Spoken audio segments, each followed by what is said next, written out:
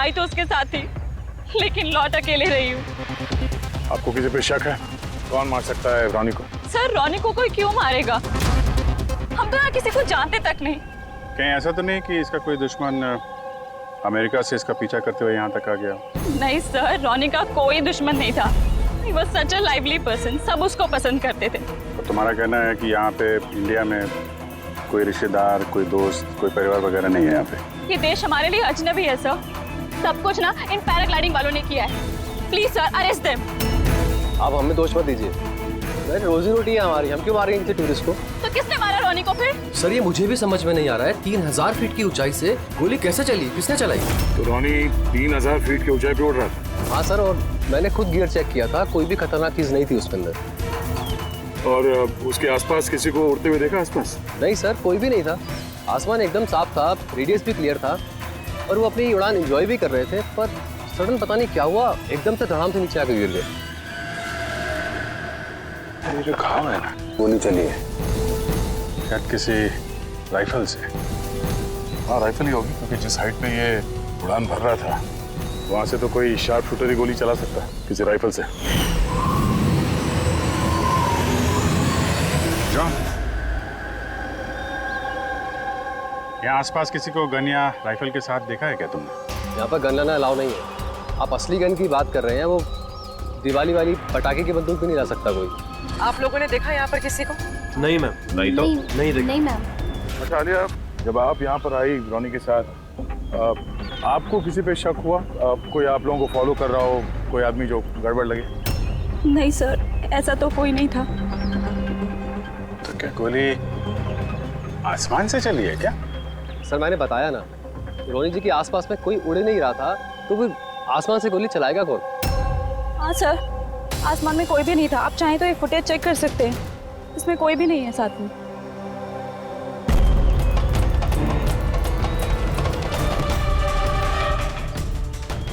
Footage में तो रोनी के आसपास दूर दूर तक कोई दिख नहीं रहा। सर जमीन से नीचे से ऊपर किसी ने गोली नहीं चलाई। ये कह रहे हैं कि जब वो ऊपर उड़ा था तो कोई उसके आसपास नहीं था, तो ऊपर से भी गोली नहीं चला सकता। ये बताइए, ये गोली चली तो चली कहाँ से और किसने चलाई? कमाल है यार, इसका कोई दुश्मन नहीं है तो फिर इसको मारने के लिए इतनी प्लानिंग कौन करेगा? एक टेढ़ा केस लग रहा है। तो किसी टेढ़े आदमी को भेज देते हैं, टेढ़े सबूत, शायद उसे कुछ पता चल जाए।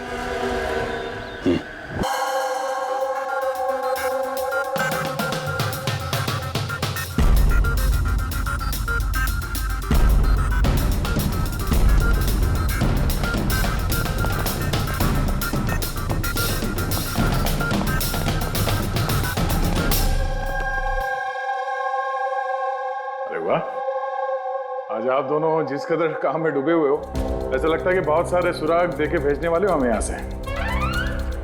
बहुत सारे सुराग? हाँ, और अगर एक भी नहीं मिला तो? सीधे सीधे बता ना, कोई सबूत मिला ही नहीं है, कोई सुराग ही नहीं मिला तुझे। सर उस गोली के बारे में कुछ पता नहीं चला?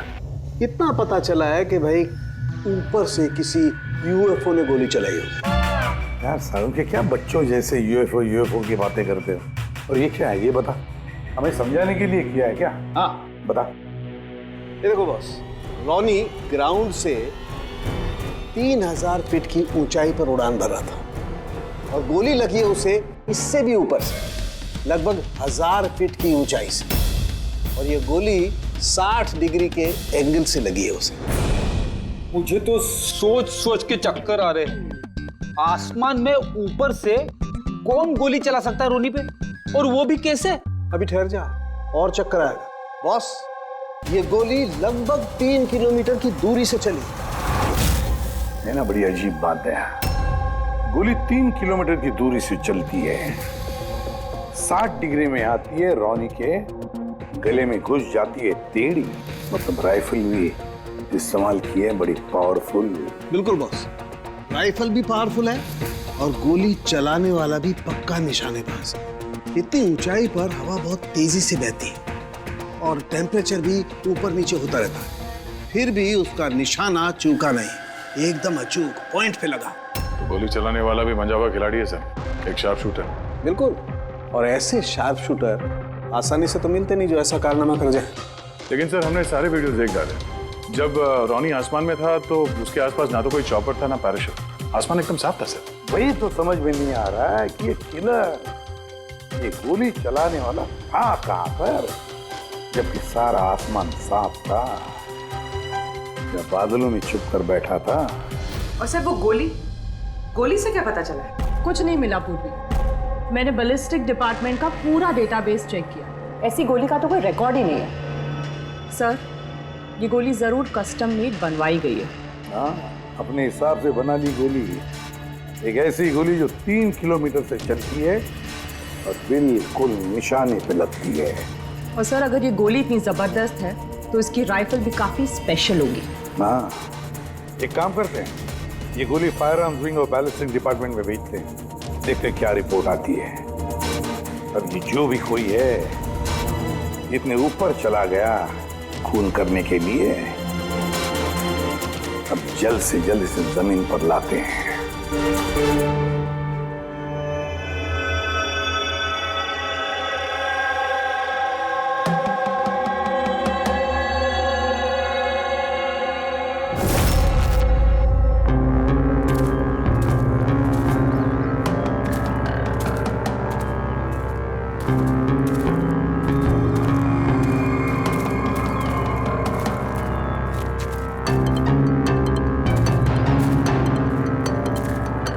पास में है, वी कैन डू इट।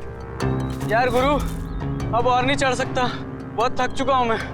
बस नवीन, ज्यादा दूर नहीं है, 3000 फीट चढ़ चुके हैं, पास ही में है। We can do it, come on.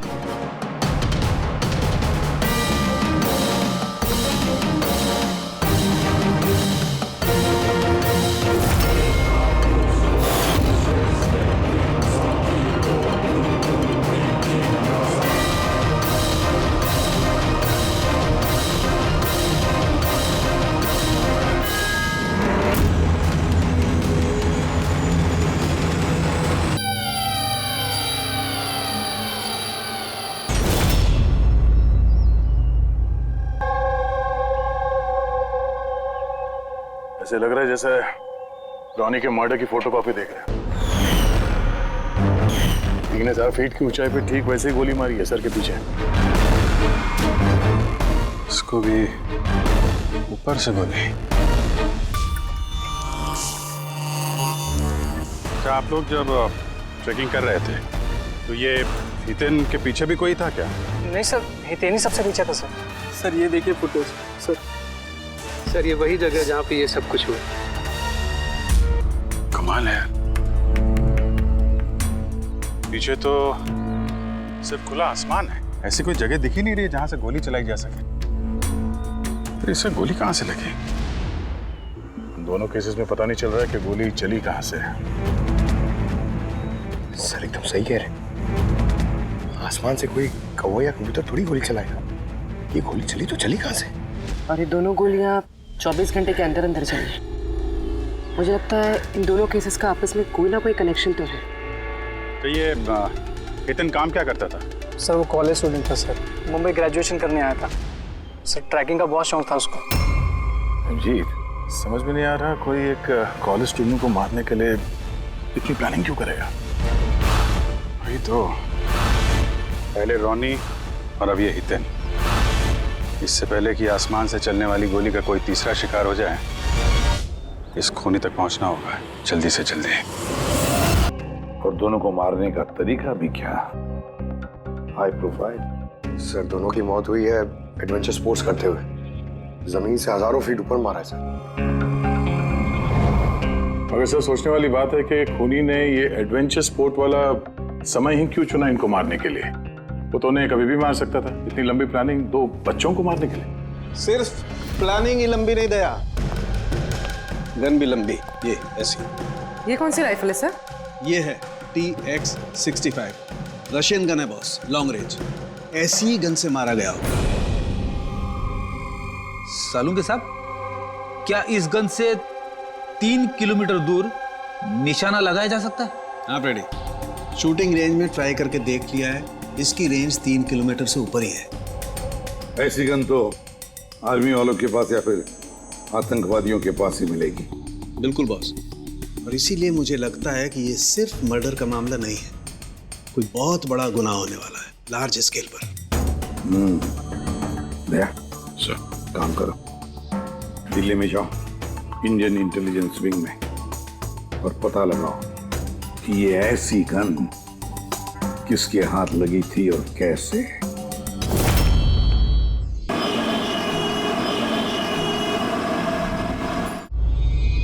ये सारे खून इसी राइफल से हुए हैं और आप लोग तो जानते हैं ऐसी हाई प्रोफाइल राइफल सबके हाथ में तो लग नहीं सकती।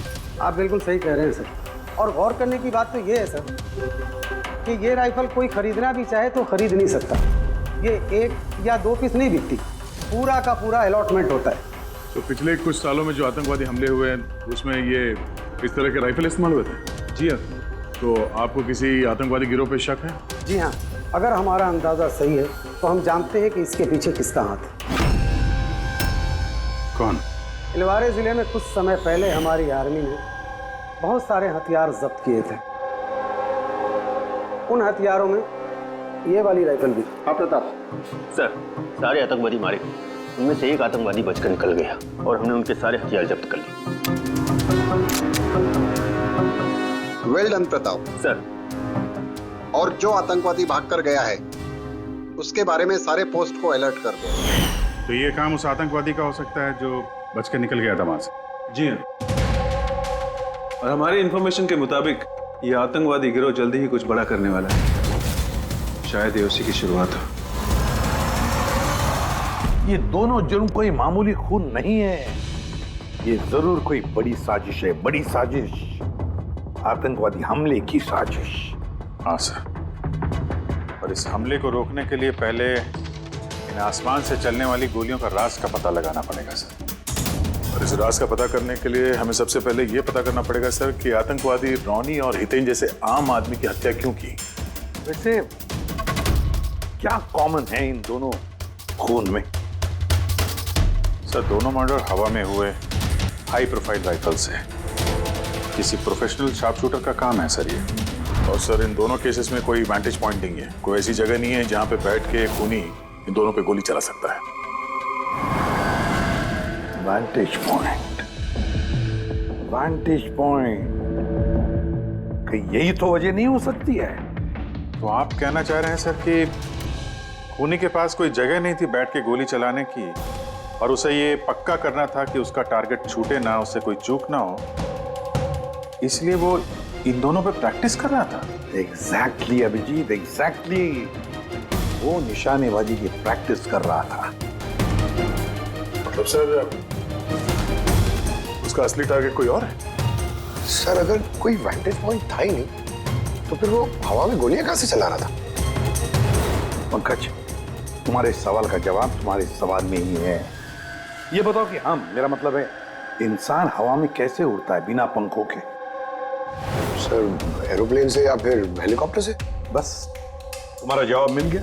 लेकिन सर, वहाँ क्राइम सीन पे ऊपर आसमान में कोई चॉपर तो उड़ नहीं रहा था, ना ही कोई केबल कार थी वहां पे। तो दया कुछ और होगा, कुछ और होगा। अभिजीत, मैप निकालो, वहां उस पैराग्लाइडिंग और माउंटेनियरिंग कैंप के आसपास देखो। मेरा मतलब है, ऐसा कुछ है क्या जहां से आदमी हवा में उड़ सके? जंगल है, और हाँ, ये 2 हॉट एयर बैलून रेंजेस भी हैं। सर देखो, जहां पर खून है उसके आसपास कितने रेडियस में है ये? सर, ये दोनों 60 किलोमीटर के रेडियस में।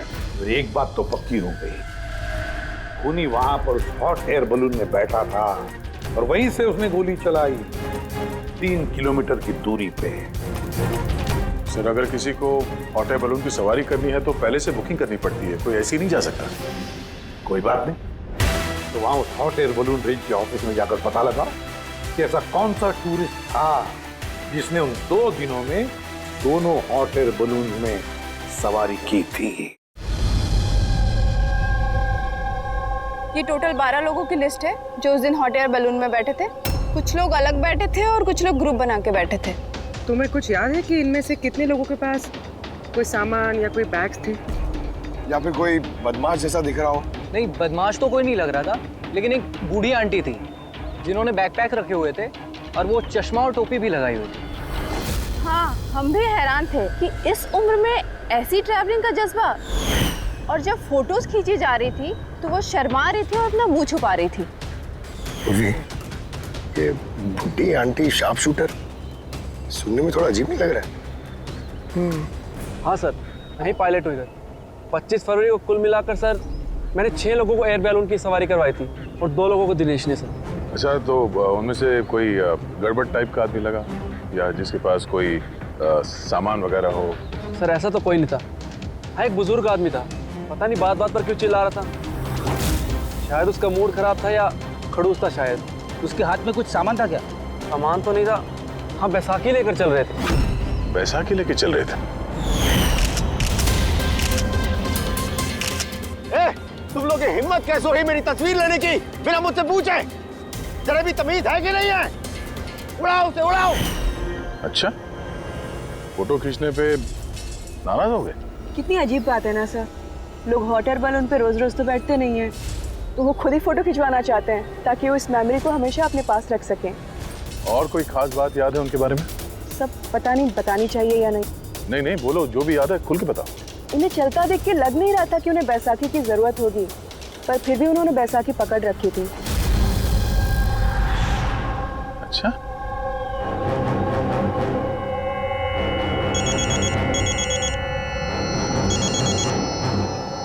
हाँ सर। भी कुछ मालूम पड़ा? सर यहाँ पर एक बूढ़ी औरत आई थी और उसके हाथ में एक बैकपैक भी था। और हाँ, फोटो खिंचवाने से भी ऐतराज कर रहे थे। अच्छा, यहाँ भी एक बूढ़ा आदमी आया था हॉट एयर बैलून में बैसाखी लेके, और उसे भी फोटो खिंचवाने से परहेज था। सर कहीं ये बूढ़ा आदमी और ये बूढ़ी औरत एक ही इंसान तो नहीं है? एग्जैक्टली, वही शार्प शूटर। उसके बैग में और इसके बैसाखी में वो राइफल था जिससे ये खून हुए। और सर दोनों दिन ये ऊपर अकेला ही गया होगा, क्योंकि अगर किसी और टूरिस्ट के साथ जाता तो फिर राइफल सेट करने में और निशाना साधने में काफी मुश्किल हो जाते। नहीं पूरी, मुझे लगता है वो अकेला तो नहीं गया होगा। मतलब हॉट एयर बैलून चलाना और साथ में ये राइफल भी चलाना, दोनों काम एक साथ करना जरा मुश्किल है। इस हॉट एयर बैलून का पायलट भी होगा साथ में। मतलब सर इस जुर्म में पायलट भी मिले हुए हैं? यस, एक काम करो, उस पायलट को पकड़ो जल्दी। उस दिन उस बूढ़ी औरत को ऊपर बलून में कौन ले गया था? पायलट कौन था? संजीव था।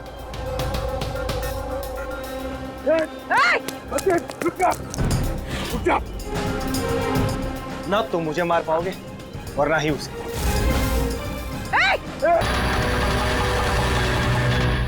ये तो अपनी जान देने के लिए तैयार था।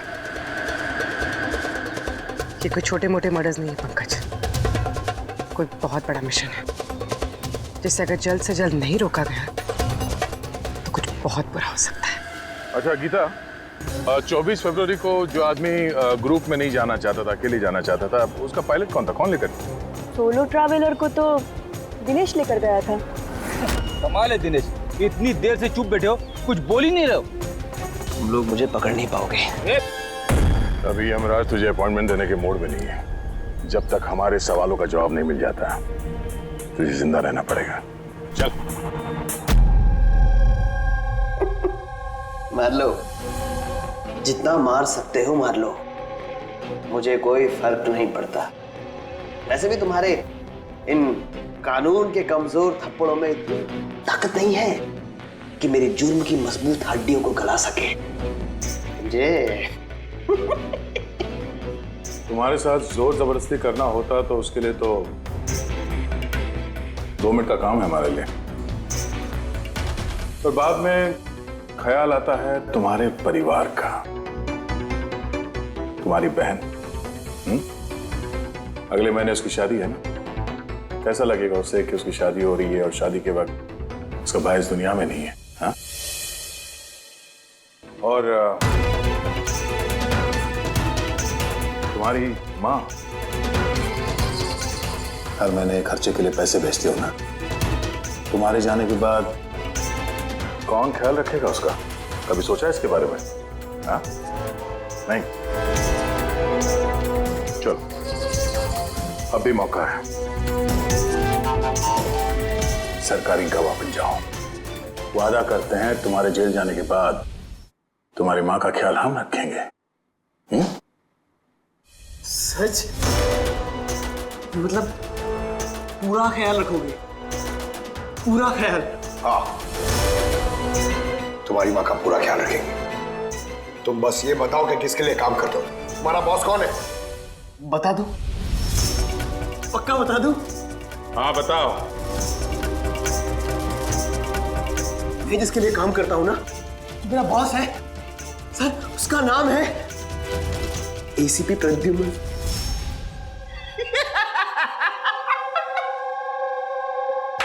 एसीपी प्रद्युम्न, जाओ पकड़ लो और गिरफ्तार कर लो उसे। कहा था ना, मैं कुछ नहीं बताने वाला, जो कर सकते हो कर लो। सीआईडी पड़े। सीआईडी। ओ बॉस, बॉस।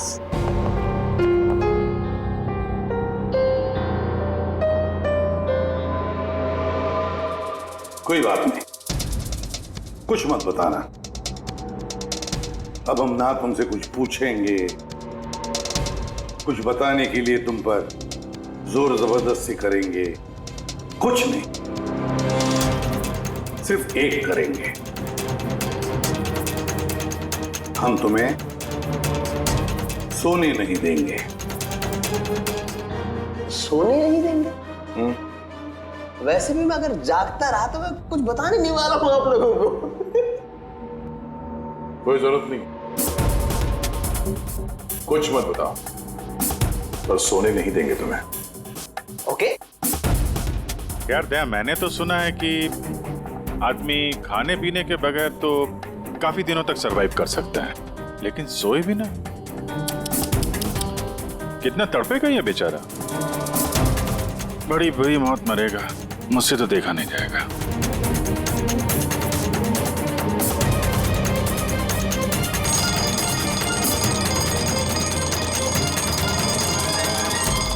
समय काटने के लिए आसानी होगी, हाँ? अपने जिंदगी के आखिरी पल अपनी आंखों के आगे गुजरते हुए देखो, ठीक है? Thank you. सोने मत देना इसको।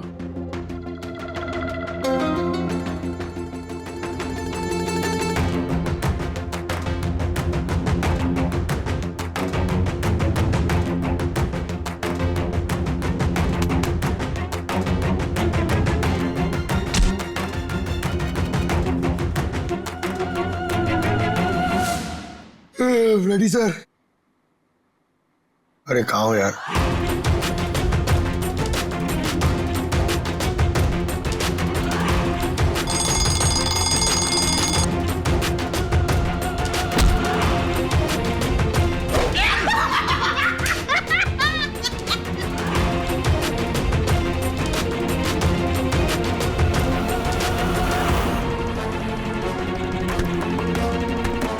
जब तक मुंह नहीं खोलेगा सोने का नहीं, समझे?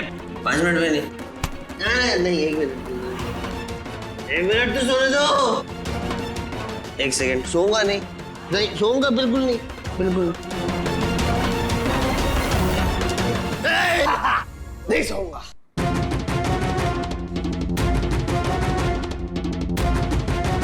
बस अब टूटने वाला ही है।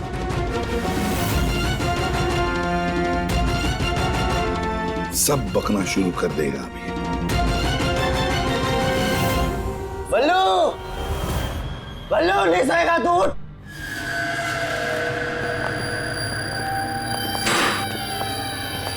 क्या सोना चाहता है?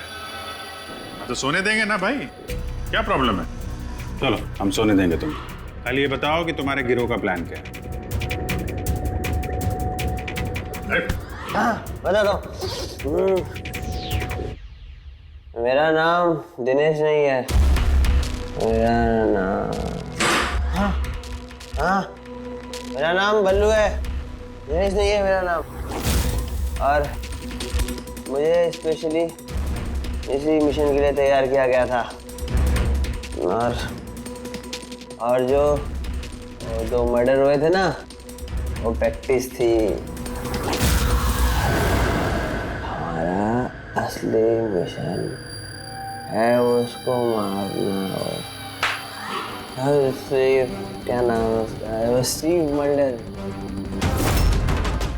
स्टीव मल्डर, वो इंटरनेशनल पीस मीडिएटर, शांति दूत जो हमारे देश आया है, दुश्मन देशों के बीचों शांति का करार करवाता है, आतंकवाद बंद करने के लिए। किसी भी हम नहीं चाहते कि आतंकवाद कभी रुके। और स्टीव मल्डर तो मरेगा, तुम लोग कुछ नहीं कर सकते।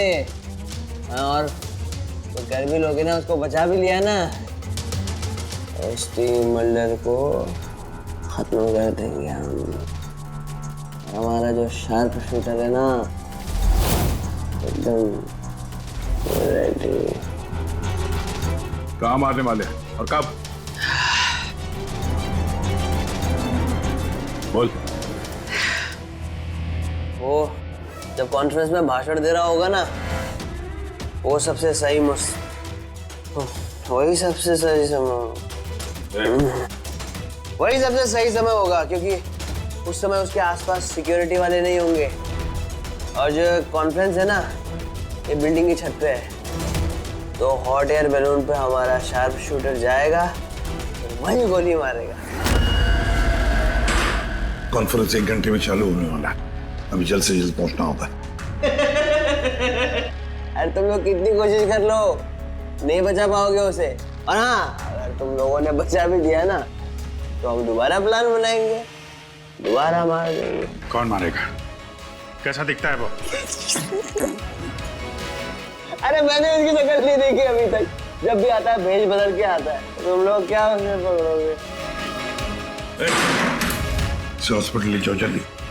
सर, क्या हम हॉट एयर बलून रुकवा नहीं सकते जब तक ये कॉन्फ्रेंस पूरी न हो जाए? नहीं फ्रेडी, ये हॉट एयर बलून हम नहीं रुकवाएंगे। अगर आज रोक दिए तो कल दूसरा प्लान करेंगे। आज का प्लान हमें पता है, हम आज ही भिड़ेंगे इनसे।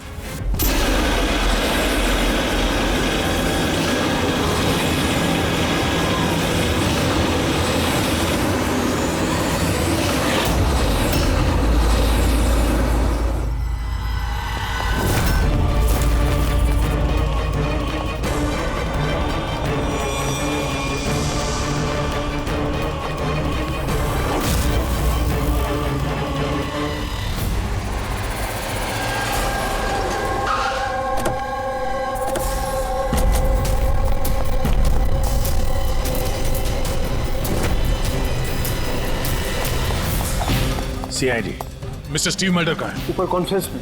हमें ले चलो उनके पास, जल्दी हरिए।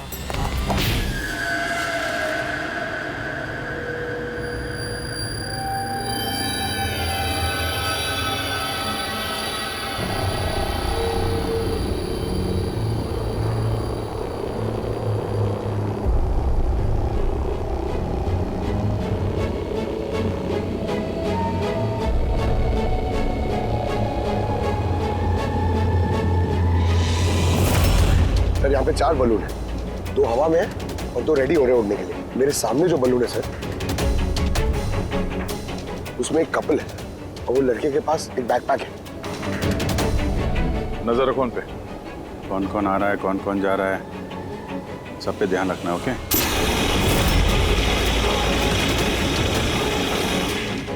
सर उनका बलून टेक ऑफ हो गया सर। हाँ।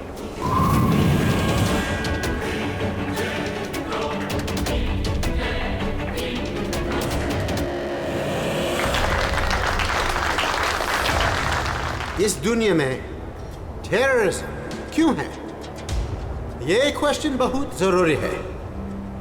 और ये टेररिज्म तभी स्टॉप हो सकते हैं जब सभी देश भाई भाई की तरह साथ रहें। टेररिज्म को जड़ से उखाड़ फेंकना होगा हम सबको।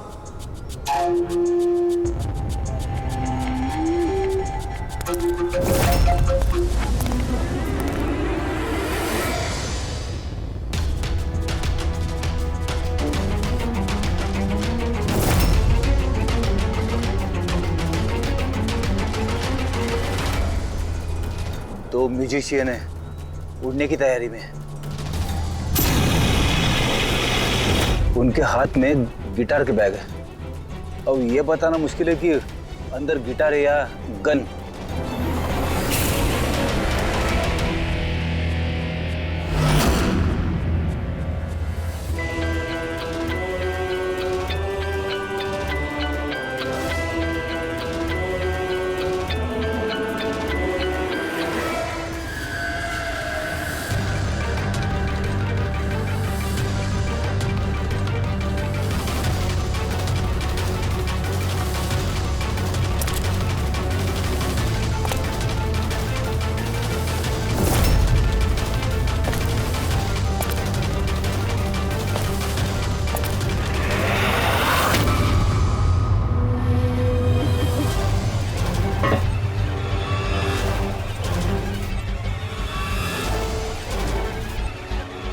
सर और एक आदमी आया है, उसके पास एक बैकपैक और एक क्रच है। वेट करते हैं।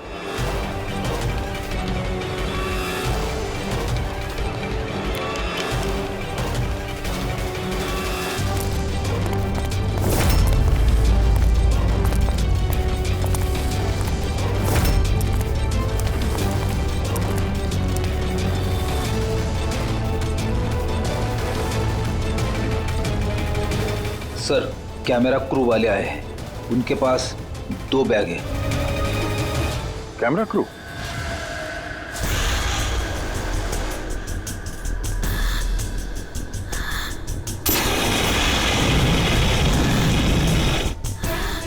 उन्हें नजरों से ओझल होने मत देना।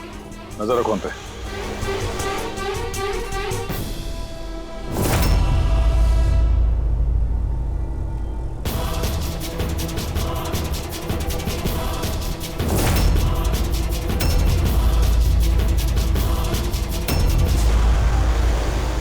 सर यहाँ तो बहुत सारे बलून उड़ रहे हैं। सुसाइड बॉम्बिंग क्या है?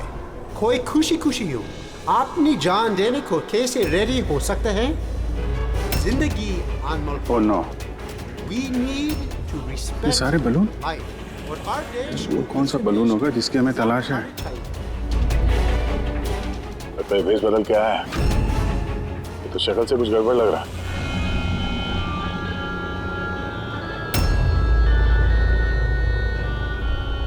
क्या? वो गिटार वाले पे नजर रखो। अपनी गलतियों से सीखना चाहिए हमें, ताकि World War I और World War II जैसे ये तो गिटार है। चल क्या रहा है? ये ऊपर जाके ये लोग म्यूजिक बजाने वाले हैं क्या? बाकी तो सारे बलून्स निकल गए, एक रह गया। मतलब सर इस बलून में हमारा sharp shooter. Wait and watch. मतलब सर इस बलून में हमारा शार्प शूटर। ये अपनी जगह से हिल नहीं रहा है। Camera crew. सर ये कहाँ गायब हो गया?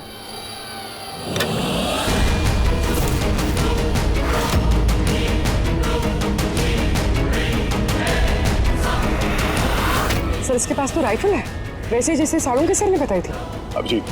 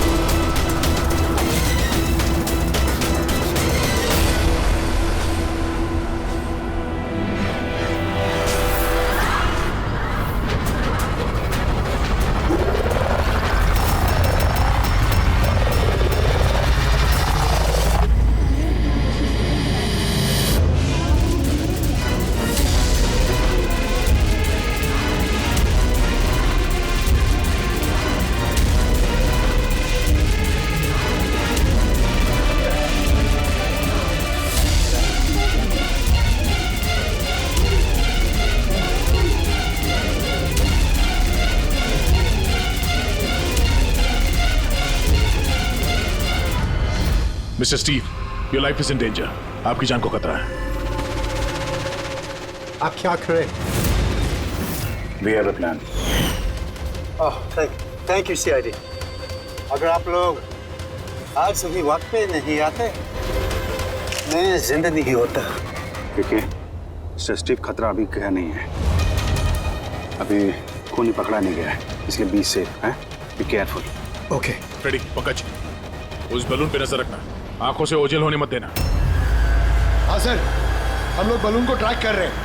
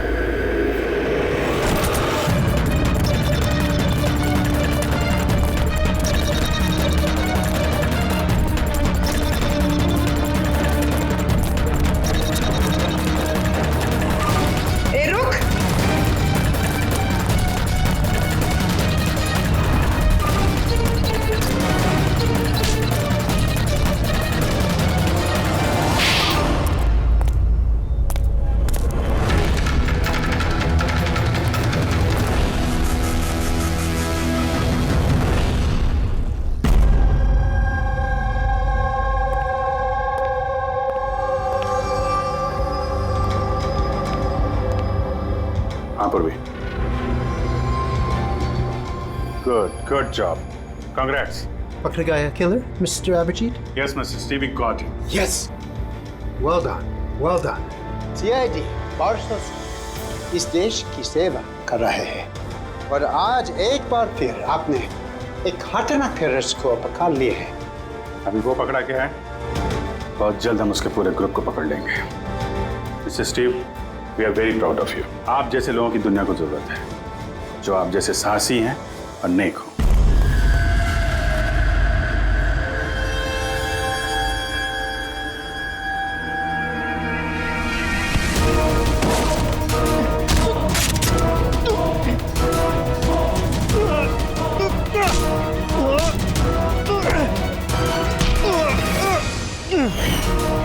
तो तुमने भेस बदलकर हमी और हितेन का खून किया था। तुम मिस्टर शार्प शूटर, अब जेल की उड़ान भरना और फांसी पे छूटते हुए समझा। तुम्हें क्या लगता है तुमने मुझे पकड़ लिया तो स्टीव जिंदा बच जाएगा? कभी नहीं। हमारी तादाद इतनी ज्यादा है कि तुम्हारा कानून हमें ढूंढते ढूंढते थक जाएगा, लेकिन हम खत्म नहीं होंगे। खत्म होगा तो तुम्हारा ये देश। एक खटमल हमारे देश पे बुरी नजर डालने वाले आए और चले गए। जानता है हमारे देश को आजाद हुए कितने साल हो गए? 70 साल। और पिछले 70 सालों में हमारे देश के वीरों ने न जाने कितने आतंकवादियों का खात्मा किया है। आज तेरी बारी है, कल तेरे साथियों की बारी होगी। हमारा देश रहेगा और खुशहाल रहेगा, और अगर इस देश से किसी चीज का खात्मा होगा वो है आतंकवाद। समझा? आतंकवाद।